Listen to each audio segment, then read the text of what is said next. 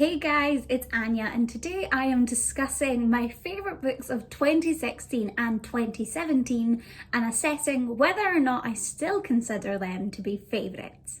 I've already done videos back on the years of 2014 and 2015 and I will link those down below in the description.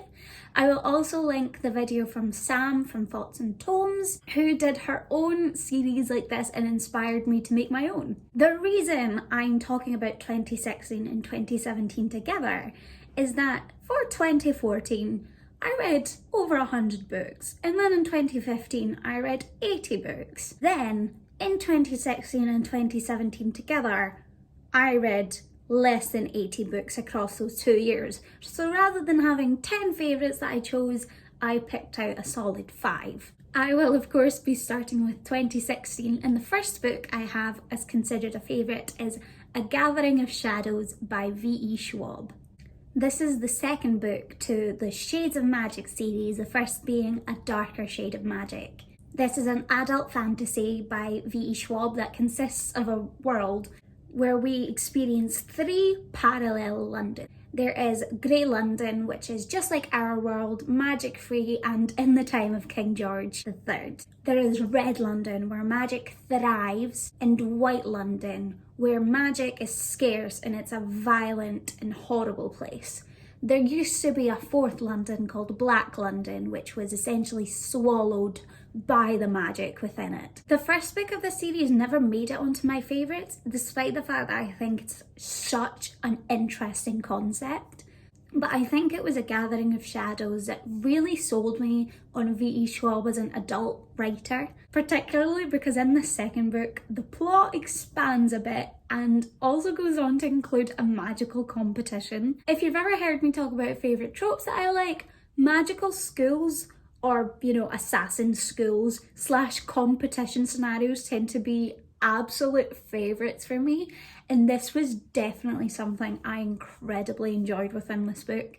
It was the space where I really got to fall in love with the characters and thought it was a fantastic handling of where the plot was going. I don't think I remember this series well enough generally to consider it a top favourite among favourites. Actually, just thinking about it reminds me that I really need to reread it because I don't consider it a favourite anymore, but I think if I was to reread it, I might.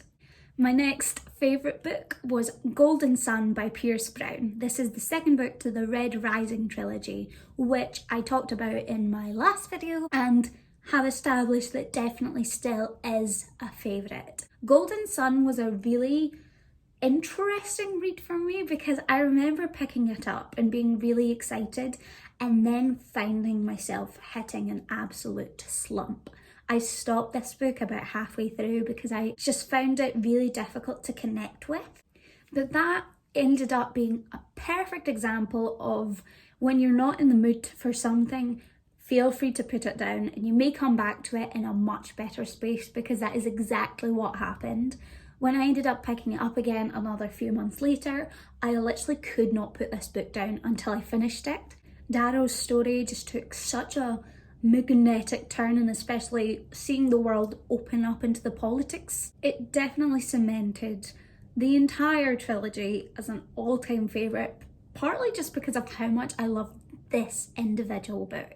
Next, I have A Court of Mist and Fury by Rj Maas. This, looking back at it, I would now consider very much a guilty pleasure read rather than an established favourite. Despite her problems, I will always be trash for Rj Maas novels. And I remember first reading her foray into new adult rather than young adult. I would say that the A Court of Thorns and Roses series is definitely not suitable for younger readers, but this had its absolute peak in A Court of Mist and Fury. I was obsessed with the story of Feyre and Rhysand, and in a lot of ways I still am. I don't consider this a favourite anymore at all because the third book frankly was really quite disappointing. I don't think the finale lived up at all to what the first 2 books proposed, and in fact made the first 2 books seem a lot weaker in the fact that they weren't able to set up a satisfying conclusion. But as an isolated book in itself, A Court of Mist and Fury is great if you want a really good romance read. It's definitely one I've thought about picking up again and will be in the future, despite not at all considering it a favourite. I think it's just a great example of fantastically indulgent writing. Then on here I have Crooked Kingdom by Leigh Bardugo, the second book to the Six of Crows duology. This is set in the Grishaverse of the Shadow and Bone series, and you may have heard a lot of talk about it recently because the two together are being made into a TV show. I am so very excited for this TV show for absolutely nothing to do with Shadow and Bone and everything to do with Six of Crows and Crooked Kingdom, because this is one of the best young adult fantasy books I have read. We follow a brilliant, morally grey cast of characters whose dynamic, and their found family dynamic especially, is absolutely wonderful to read. The heist plot of the first book as well is particularly fun, and I've said before I love a criminal underworld, and that is exactly what these characters reside in. The Six of Crows duology is the best thing I've read by Leigh Bardugo. I think she really found something so special within that duology, and the second book was just as good as the first, creating a brilliant conclusion and an ultimately really satisfying story. I'm not sure I would consider this like a favourite of all time, but it is definitely, like I said, one of my favourite young adult fantasies. And the last book I have from 2016 I do still consider as one of my favourite of all time series, partly through its nostalgia, and that is Empire of Storms by Rj Maas. This is the fifth book to the Throne of Glass series, in which we follow an assassin and her journey through the world of magic and as it expands. This is a hugely popular series on BookTube, so I won't go into it more, and I've talked about it before in my previous video and already mentioned Rj Maas herself here. I think she for years had me absolutely on the edge of my seat for everything that she wrote. Throne of Glass series had everything I wanted in terms of romance, magic, political intrigue, action-packed plots, and basically everything that I still love. Empire of Storms was the last book in that series that I considered as one of my favourites of the year, because I don't think that books 6 and 7 were as strong as the previous ones before it.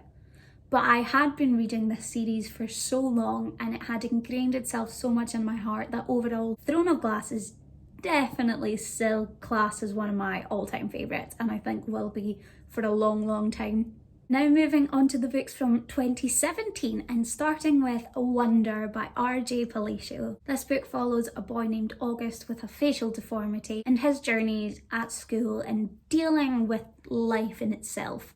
I don't often read contemporary stories, and when I do, they tend to be summary, fluffy reads. But this is a book that I am so glad that I read. It was one of the most lovely and heartbreaking and heartwarming at the same time stories that I had encountered, and just had such a wonderful exploration of life throughout the entire thing. August himself is just a character that I wanted to hug and protect, and it stayed with me for a really long time, and is a book that I think everyone should read. It's short, it's sweet, it's absolutely wonderful. The next two books I'm going to only mention very briefly, and that's A Conjuring of Light by V.E. Schwab and Morning Star by Pierce Brown. These were conclusions to the previous trilogies I talked about, the Shades of Magic trilogy and the Red Rising trilogy. These were books I was very eager to get to because, of course, I had loved the previous ones so much. I thought both of these were incredibly strong conclusions in that they were ultimately so satisfying in the way the stories ended, wrapping up all the loose ends for the characters and creating a real sense of completeness for the story, but still leaving a lot of space for the world to expand in the future, as it will be expanding because the Red Rising trilogy now has a continuation, and there will be continuations of the Shades of Magic series. With how much I loved both of these, I will definitely be continuing on The Shades of Magic series, I've already been continuing on with Red Rising as those books have been released, but they were essentially very, very successful conclusions and definitely deserved a place on that favourites list. The last two books I'm going to talk about may be very, very slightly cheating for that year because I had two favourites from the same series, but I feel it's totally appropriate because those books were The Name of the Wind and The Wise Man's Fear by Patrick Rothfuss. The appropriateness of talking about both of them together as favourites comes from the fact that I would class this as my all-time favourite series. I genuinely think that this is a masterpiece of writing, and in personal terms has everything I could absolutely want from a story. In the exploration of magic, of magical schools, political intrigue, world exploration, but still a wonderfully slow and poetic exploration of that story. This is a hugely hyped series and doesn't necessarily need me hyping it up anymore, but I genuinely feel like these two books, this series, changed my life and I will never get over how much I love them. And this is with the caveat that the third book, Doors of Stone, is still not out and has not been released despite being announced like 10 years ago nearly now. And there's a lot of worry that it will never be coming out.